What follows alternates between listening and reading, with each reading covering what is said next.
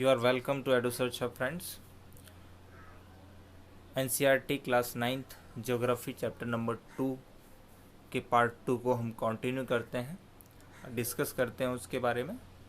अगर आपको ये वीडियो पसंद आए तो चैनल को सब्सक्राइब करना और वीडियो को लाइक करना। The northern plain has been formed by the interplay of the three major river systems, namely the Indus, the Ganga and the Brahmaputra along with their tributaries। ये northern plain बना कैसे, इसका formation कैसे हुआ? आपको मालूम है कि यहाँ पर इस तरीके से ये एक माउंटेन सिस्टम है, यानी कि हिमालय है, और इसके नीचे ये एक बेसिन है। आप पेपर एक लेते हो, पेपर को फोल्ड करते हो तो एक ऊपर की तरफ हाईएस्ट पॉइंट जाता है और एक नीचे की तरफ लोएस्ट पॉइंट जाता है। तो जब फोल्डिंग हुई तो उससे क्या हुआ, हिमालय तो ऊपर की तरफ उठ गया, लेकिन यहाँ पर एक बेसिन बनके निकला और यहाँ पर फिर डिपोजिशन होता गया। डिपोजिशन किससे हुआ? यहाँ से हिमालय से जो रिवर्स बह के आती हैं, यानी कि हिमालय पर आपको मालूम है कि बहुत ही ज़्यादा ये स्नो बाउंड है, यानी कि आइस उसके ऊपर है, स्नो है।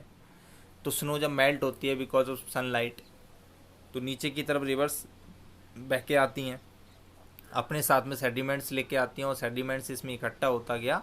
और आज जो आपको दिखाई देता है ये उत्तरी मैदान, यानी कि नॉर्दर्न प्लेन ऑफ इंडिया, ये इस तरीके से फॉर्मेशन इसका हुआ था।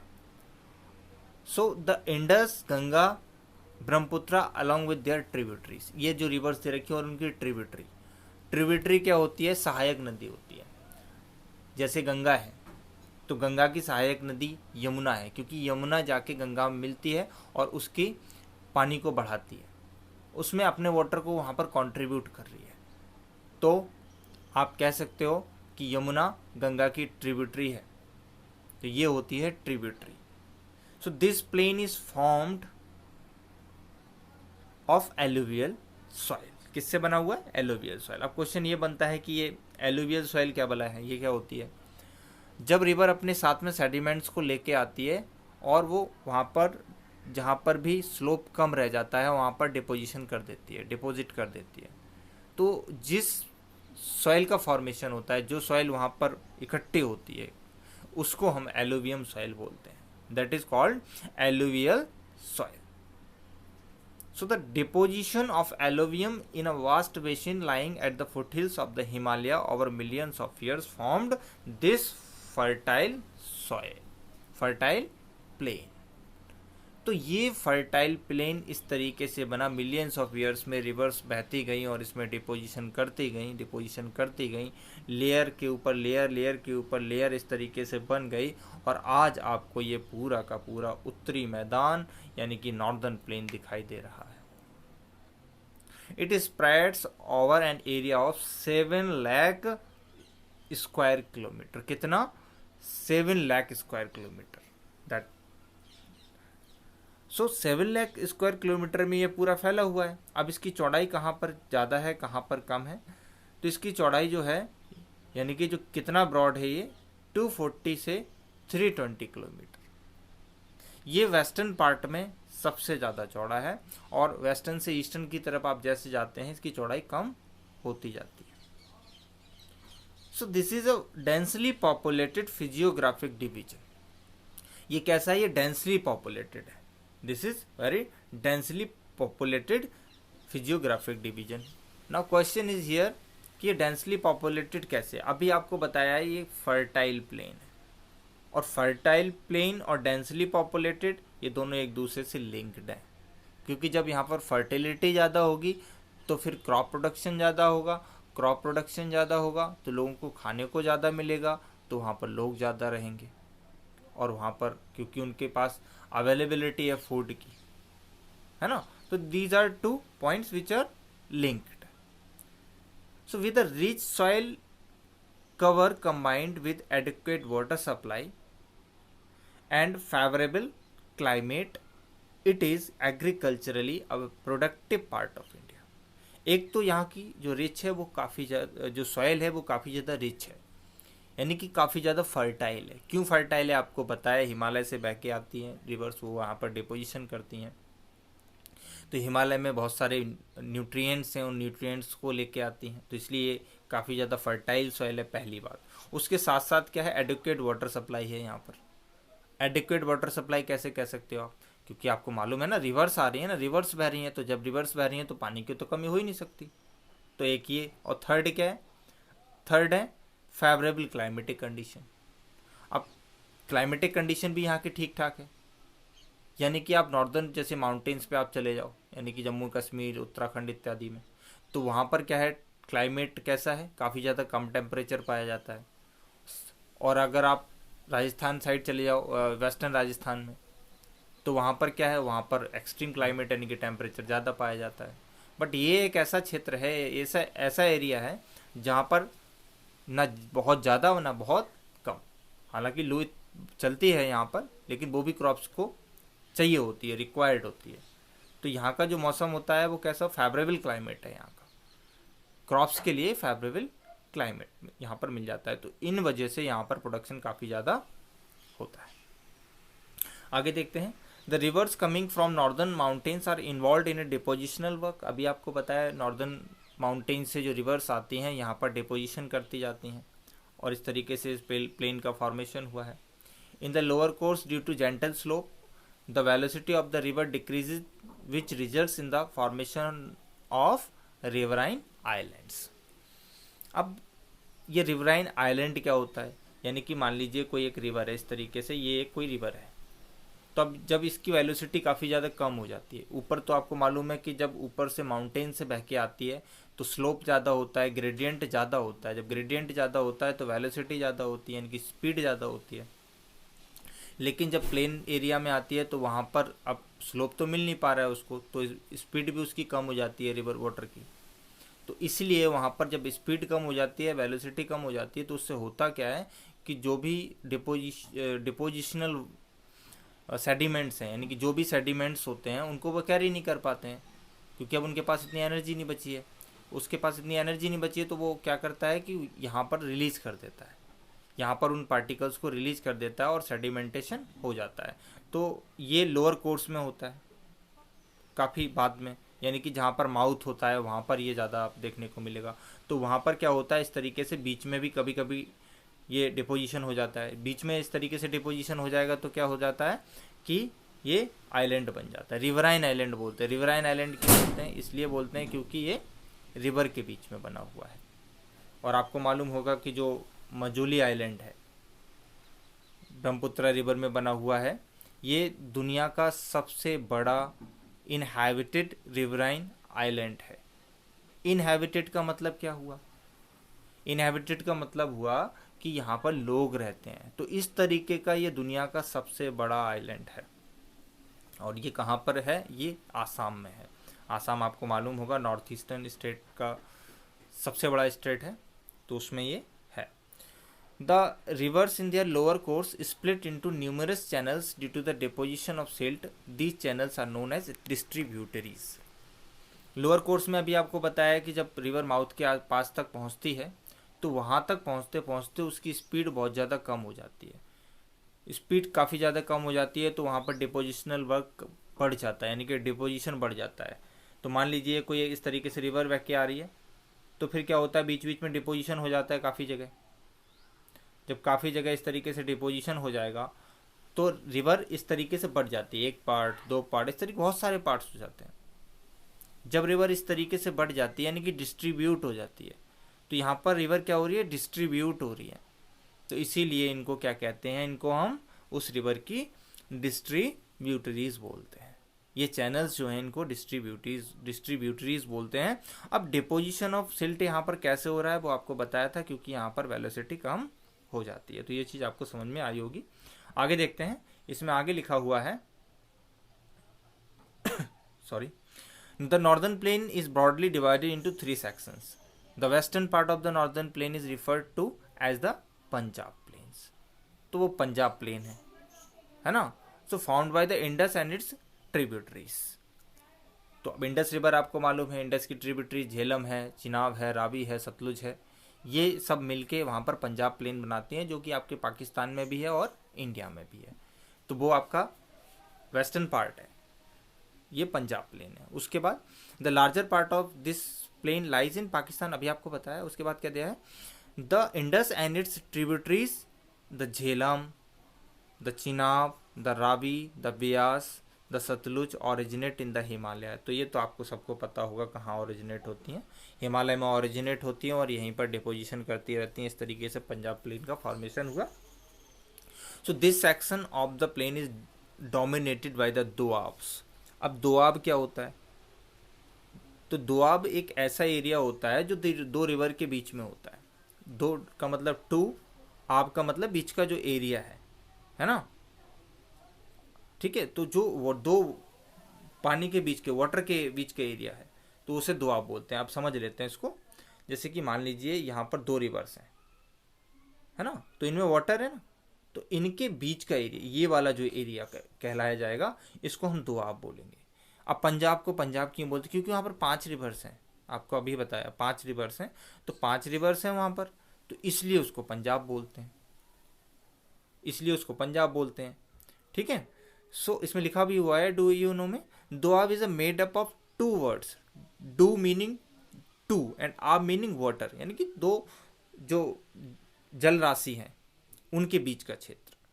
Similarly Punjab is also made up 2 words, panch meaning 5 and ab meaning water, यानी कि 5 नदियों के बीच का क्षेत्र। सिंपल सी बात है।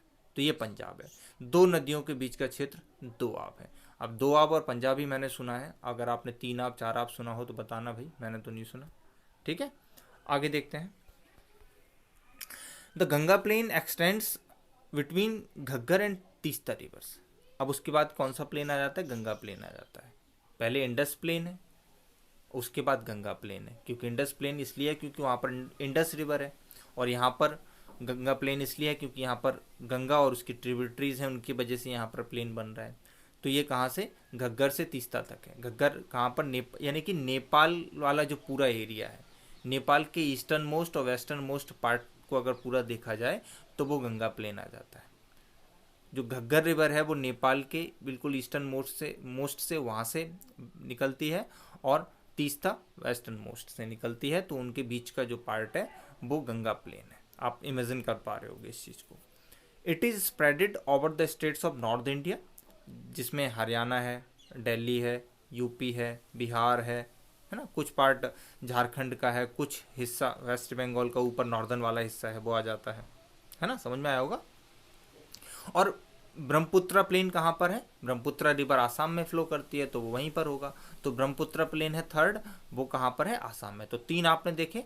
पहला कौन सा देखा आपने, पहला देखा आपने इंडस प्लेन या पंजाब प्लेन, दूसरा गंगा प्लेन, तीसरा ब्रह्मपुत्र प्लेन, और कहाँ कहाँ पर हैं वो अभी आपने सुने।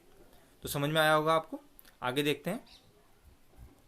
आगे लिखा हुआ है इसमें, the northern plains are generally described as flat land with no variation in its relief. It is not true, है ना। So these vast plains have diverse relief features.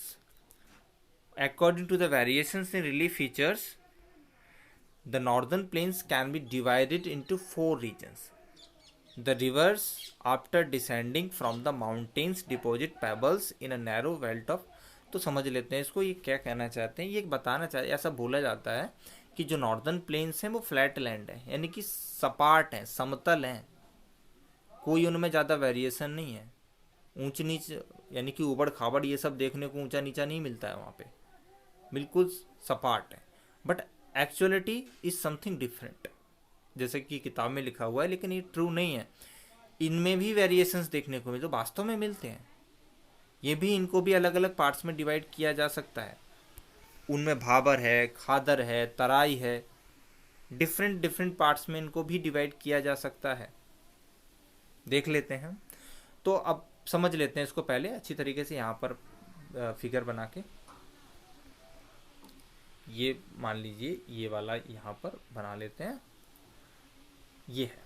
अब इस तरीके से जब प्लेन बना हुआ है आपका, तो यहाँ पर क्या होगा, आपको बड़े बड़े पत्थर देखने को मिलेंगे इस तरीके से।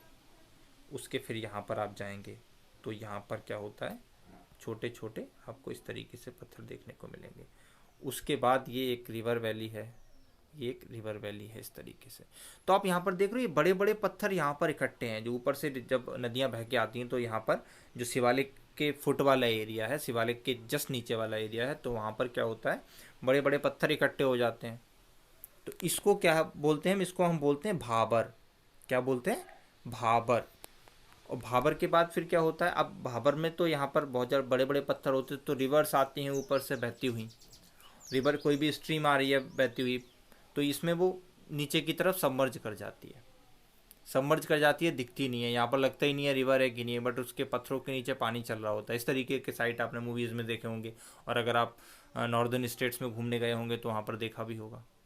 अब उसके बाद क्या होता है, जब ये भाबर ख़त्म होता है तो यहाँ पर काफ़ी फर्टाइल सॉइल होती है, तो यहाँ पर वो पानी काफ़ी एरिया में फैला। अब पत्थरों से गुजर के आएगा तो एक स्ट्रीम में तो आएगा नहीं, पूरे में फैला होता है पानी, बहुत दूर दूर तक फैला होता है, जैसे खेतों में पानी भर दिया जाता है इस तरीके से फैला होता है पानी। तो इस तर वाले रीजन को, ये तर होते हैं पूरे, तो इसको तराई बोलते हैं। क्या बोलते हैं? तराई बोलते हैं। और यहाँ पर मच्छर इत्यादि बहुत ज़्यादा होते हैं, बीमारियाँ भी बहुत ज़्यादा फैलती हैं, क्योंकि पानी बराबर इस तरीके से भरा हुआ है। तो आप खुद सोच सकते हो, अब टेक्नोलॉजी का एडवांसमेंट हुआ है तो यहाँ पर एग्रीकल्चर भी कर ली जाती है। तब उसके बाद हम समझ लेते क्या आएगा। तो यहाँ पर आता है फिर आपका बांगर, लेकिन बांगर को समझने से पहले खादर समझ लेते। अब रिवर स्ट्रीम यहाँ से बह रही है, तो इस पार्ट ये वैली रिवर वैली है, तो रिवर वैली में यहाँ से तो रिवर बह रही है, तो रिवर जब जहाँ से बहती है तो वहाँ पर डिपोजिशनल वर्क हर साल होता रहता है, यानी कि जो एलुवियल सॉइल है वो हर साल इकट्ठी होती रहती है। तो नई सॉइल होती है, न्यू सॉइल होती है, वो न्यू एलुवियल सॉइल होती है। तो इसलिए इसको हम क्या बोलते हैं? खादर बोलते हैं। इसको क्या बोलते हैं हम? खादर बोलते हैं। लेकिन आप जब इससे दूर जाओगे, इस तरफ या इस तरफ, यानी कि यहाँ पर और यहाँ पर, जैसे जैसे दूर जाओगे तो वहाँ पर एलुवियल सॉइल तो मिलेगी, बट वो बहुत साल पहले कभी आई थी वहाँ पर बाढ़, तब वहाँ पर पहुँच गई थी और रिवर ने भी अपना कोर्स बदल दिया होगा, तो वहाँ पर बहुत पुरानी मिलती हैं, लेकिन यहाँ पर नहीं है ना। तो ये क्या है? ये है बांगर। तो खादर, बांगर, तराई और भाबर ये आपको समझ में आए होंगे। अगर आपको नॉर्थ से साउथ लगाना है मान लीजिए, तो सबसे पहले क्या है? सबसे पहले आपका भाबर, फिर तराई, फिर बांगर, फिर खादर, फिर बांगर। तो जो बांगर सॉइल होती है ये काफ़ी पुरानी है, आपको जैसा कि बताया, इसमें कंकड़ पाए जाते हैं कैल्शियम के, तो ये इसके लिए काफ़ी ज़्यादा जानी जाती है, कैल्शियम के कंकड़ इसमें ज़्यादा पाए जाते हैं। तो ये चीज़ आपको अच्छी तरीके से समझ में आई होगी। अब हम आगे देखते हैं इसके बाद। अब इसमें क्या लिखा हुआ है वो देखते हैं। So it is known as Bhabar. All the streams disappear in the Bhabar belt. ये बड़े बड़े पत्थर होते हैं, अभी आपको जैसा कि बताया। South of this belt the streams and rivers reemerge and create a wet, swampy and marshy region known as Terai. तो ये तो आपको समझ में आ गया होगा, दलदल टाइप में वहाँ पर बन जाता है, मार्सी बन जाता है। सो आगे इसमें है, this was a thickly forested region full of wildlife. क्योंकि एक तो ये फर्टाइल है जैसा कि अभी आपको बताया, उसके बाद भी वाटर सब जगह अवेलेबल है, तो फिर ये वाइल्ड लाइफ यहाँ पर काफ़ी ज़्यादा तो पाई जाएगी, इसमें तो कोई डाउट वाली बात ही नहीं है। The forests have been clear to create agricultural land and to settle migrants from Pakistan after partition. अब ये जो एरिया है यहाँ पर जब इंडिया और पाकिस्तान का पार्टीशन हुआ उस टाइम पे वहाँ से कई लोग आए। ये जो आपका गाज़ियाबाद आज बना हुआ है, यहाँ पर ये पार्टीशन के ही लोग आके बसे थे, और इस पार्ट में भी यानी कि तराई वाले रीजन में भी वो लोग आके यहाँ पर बसे और यहाँ पर रहे। So locate Dudhwa national park in this region. तो आपको मालूम होगा दुधवा नेशनल पार्क जो है वो उत्तर प्रदेश में है और वो बिल्कुल नॉर्दर्न पार्ट में है, ये मालूम होगा आपको। आगे क्या लिखा हुआ है? The largest part of the northern plain is formed of older alluvium, so they lie above the flood plains of the reverse and present a terrace like feature. Terrace like feature का मतलब इस तरीके से आपको एक ऐसी layers बन जाती है डिफरेंट, ये ऐसी लेयर बनी हुई है, फिर ऐसी लेयर बनी हुई है, फिर इस तरीके से सीढ़े नुमा या उसके ऊपर डिफरेंट डिफरेंट लेयर्स बनी हुई हैं। तो टेरेस लाइक यहाँ पर फीचर देखने को मिलते हैं। तो ये क्या है, ये आपको बांगर बता रहे हैं जो अभी आपको बताया था, तो उसको क्या बोलते हैं, बांगर बोलते हैं।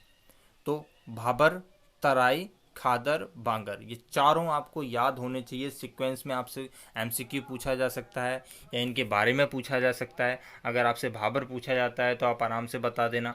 भाबर मतलब बड़े बड़े पत्थर होते हैं, शिवालिक के फुट हिल्स जो हैं वहाँ पर पाए जाते हैं, क्योंकि यहाँ पर रिवर्स होती हैं, वो बड़े बड़े पत्थरों के लेके आती हैं, फिर यहाँ तक तो वो लाती है, आगे कैरी नहीं कर पाती हैं, वहीं पर छोड़ देती हैं।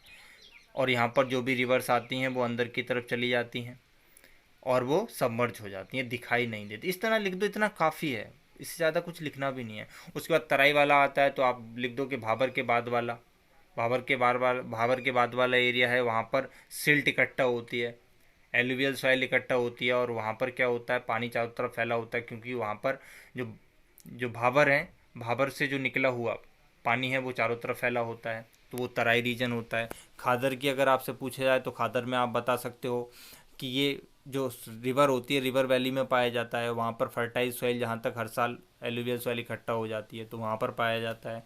अगर आपसे बांगर के बारे में पूछा जाए तो बांगर में लिख दो कि ये काफ़ी ओल्ड रिवराइन सॉइल होती है और इसमें कंकड़ भी पाए जाते हैं कैल्शियम के। बस इतना काफ़ी है, इतना पता हो ना, आपको फुल मार्क्स मिलेंगे। ठीक है, समझ में आया होगा। आगे देखते हैं। So the soil in this region contains calcareous deposits locally known as कंकड़। अभी आपको बताया तो वो ये कुछ अलग नहीं है। The newer younger deposits of the flood plains are called खादर, वही अभी आपको बताया।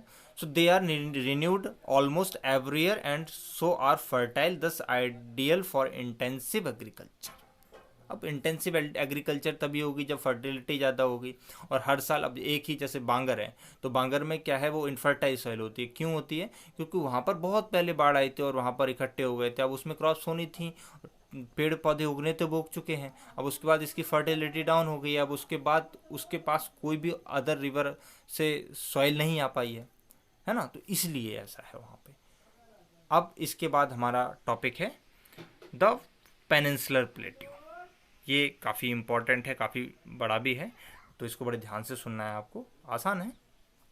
द पेनिनसुलर प्लेट्यू, तो इसको पढ़ाने से पहले आपको इंडिया के सारे प्लेट्यू